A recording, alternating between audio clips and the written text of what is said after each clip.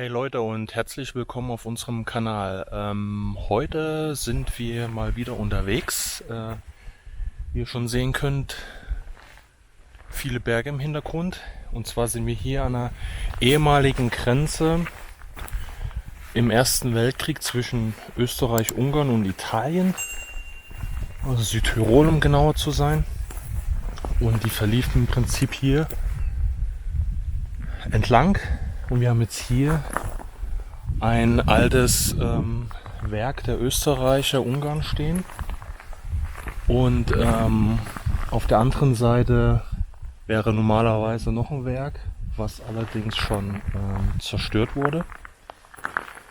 Wir wollen uns heute mal die Sachen, die man jetzt hier noch sehen kann vom Ersten Weltkrieg, speziell von den Österreichern hier mal anschauen. Die meisten Sachen sind auch schon vor dem Ersten Weltkrieg gebaut worden und wurden dann halt später genutzt im Ersten Weltkrieg. Und ja, wir gucken einfach mal, was wir heute noch so finden.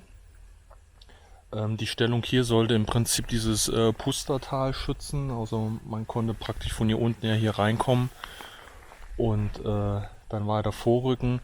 Und diese Stellungen sollten das einfach schützen.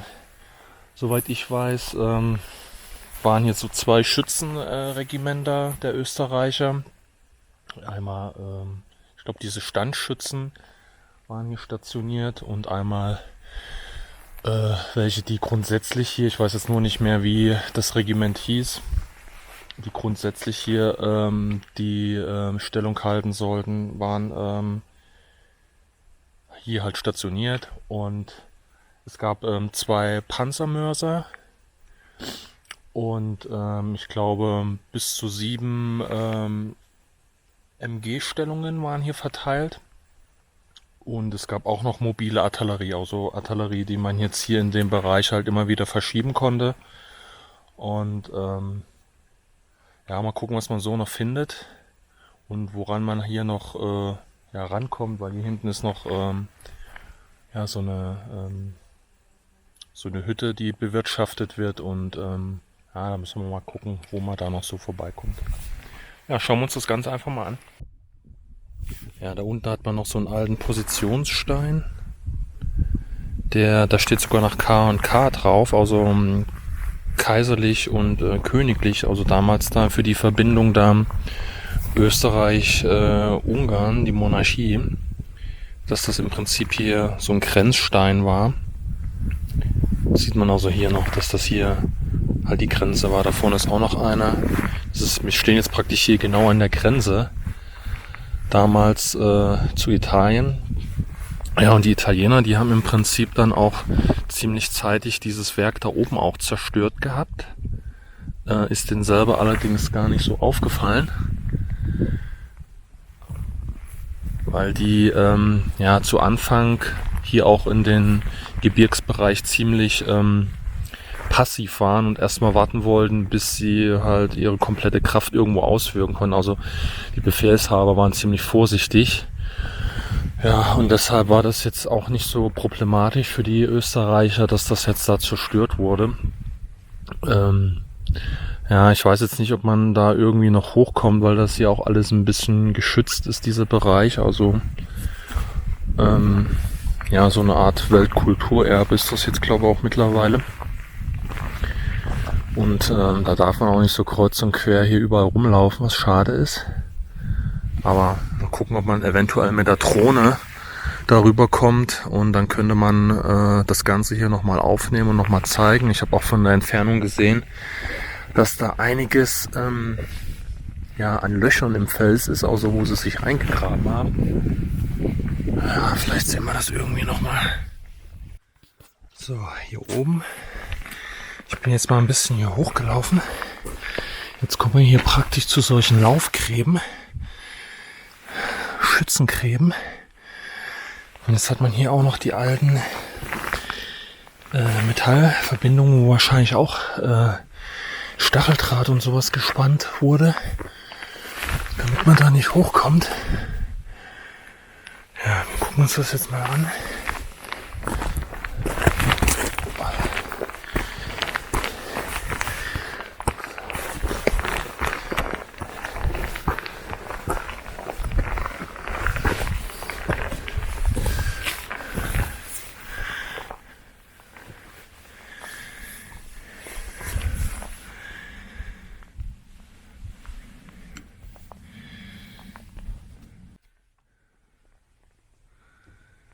Ja, wie man jetzt hier sehen kann, sind das hier die alten Laufgräben.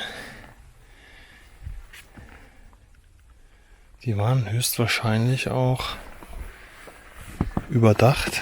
Muss ja auch irgendwie aufgrund der Witterung. Und jetzt sind sie natürlich auch nur noch halb so hoch.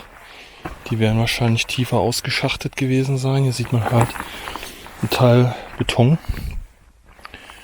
Und vorne halt zum Teil mit den natürlichen Gestein hier und Beton vermengt und dann hier auch praktisch wie so eine Art Schießschaden, die dann halt in diese Richtung schauen, ausgerichtet sind, weil man hier praktisch dann am einfachsten hochkommen würde.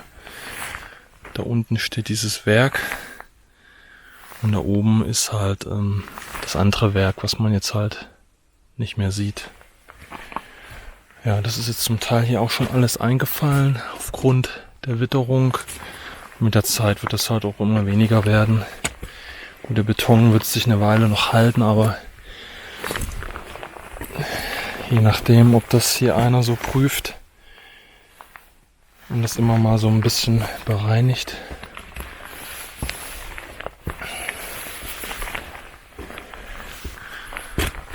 Ja, wie weit sich das jetzt hier so gezogen hat, kann ich jetzt auch nicht sagen.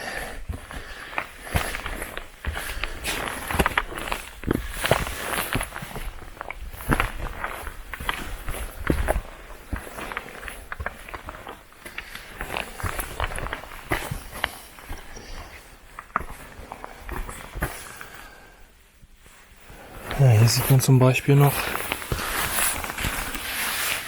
für eine Lafette hier. Hier sieht man noch den Metallsockel da vorne, da wo man praktisch diese Führung reingeschoben hat, fürs Maschinengewehr sicherlich.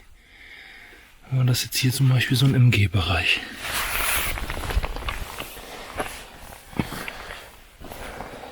Hier ist es nicht, aber hier auf der anderen Seite auch wieder. Ja, sieht man auch noch die Reste. Da oben, und wenn man jetzt hier durchguckt, kann man sich das auch vorstellen. Da hat man hier diesen Feuerwinkel gehabt. Boah. Sehr, sehr schwierig für diejenigen, die dann hier hätten hochstürmen müssen.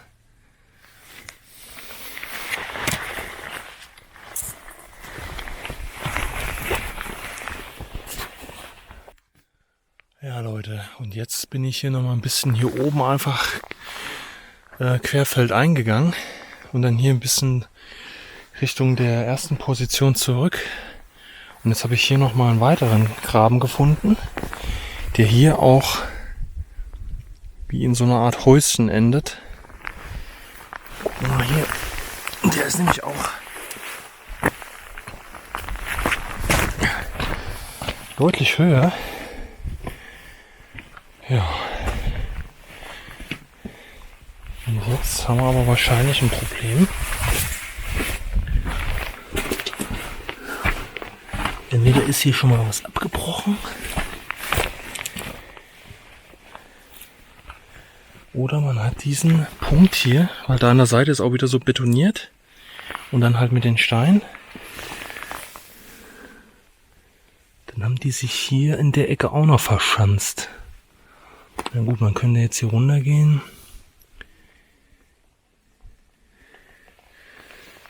Ich weiß jetzt nicht, wie ich sonst hier rüberkommen soll.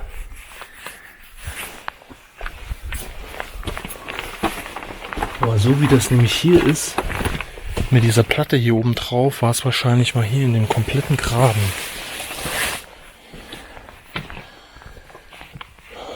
Ja, irgendwie ist der jetzt nicht zusammenhängend. Man könnte jetzt wahrscheinlich hier oben lang gehen. Ich guck mal, ob ich da rüber komme. Das würde ich mir gerne noch angucken. Ja, schade, leider komme ich jetzt hier nicht rüber. Vielleicht war der Pflanzenbewuchs hier mal weg.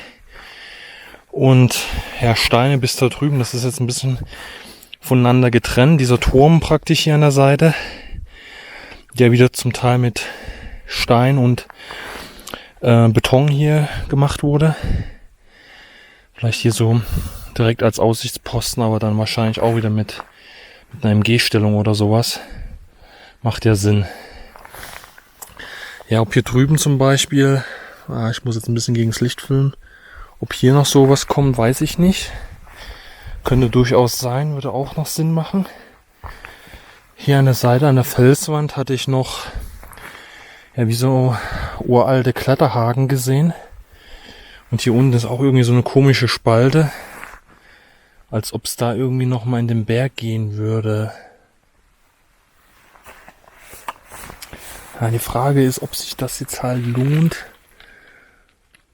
da unten mal reinzugucken. Oder eher nicht. Weil ich müsste schon irgendwo einen Weg finden. Aber es ist nicht so einfach. Ich versuche mal eben kurz hier zwischen dieser Zirbel hier nochmal ein bisschen in die Mitte zu kommen.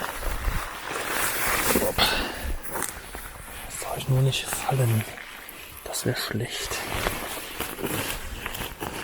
Gucken, ob ich irgendwas erkenne, was von Männchen gemacht ist. Schwierig. Das könnte auch nur so täuschen.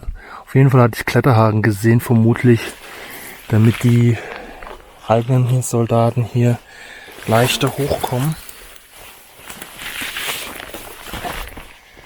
Naja. Gucken wir mal, ob wir hier noch irgendwo fündig werden.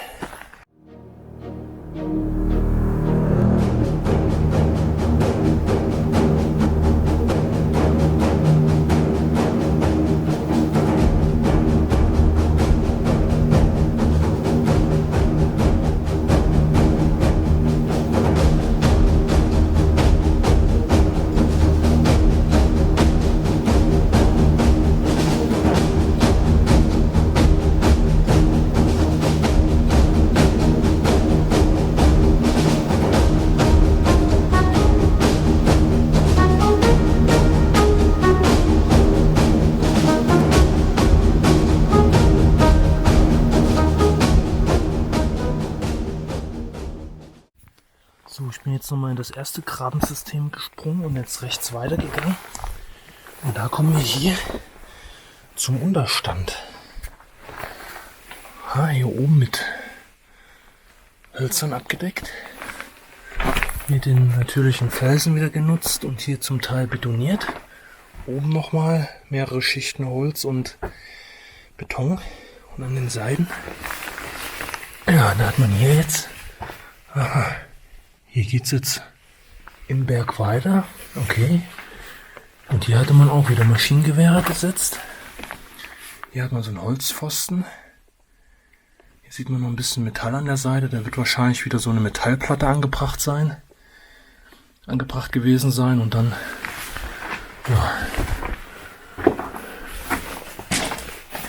hat man das hier genutzt. Hier sieht man das zum Beispiel noch. Hier in dem Holz ist noch ein Metallsockel drin, Metallrohr, wo man das dann aufgesteckt hat. So konnte man wahrscheinlich auch immer ganz easy die Maschinengewehre umstellen, wo es halt gerade gebraucht wird. Ja, da hat man hier jetzt praktisch noch so einen betonierten Unterstand. Und dann geht man hier in so eine Art Stollen weiter. Ja, sogar mit Treppe hier. Und kommt da unten wieder raus. Ja, ist auch nicht schlecht. Also die Österreicher haben sich dann hier auch ganz gut verschanzt. Nicht nur die Italiener.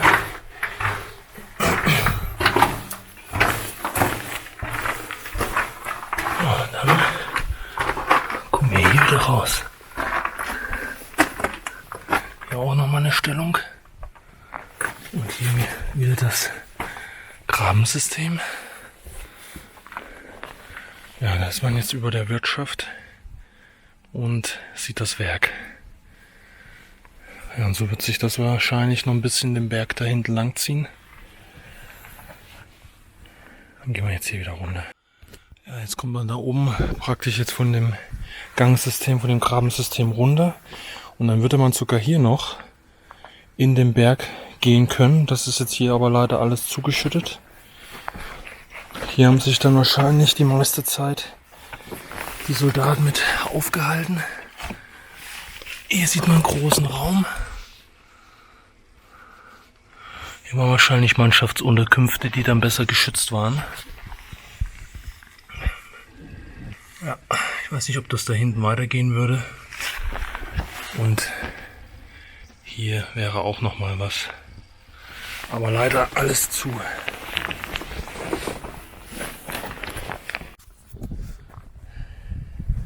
Ja, zum Abschluss haben wir jetzt hier noch mal die Gedenkstätte hier.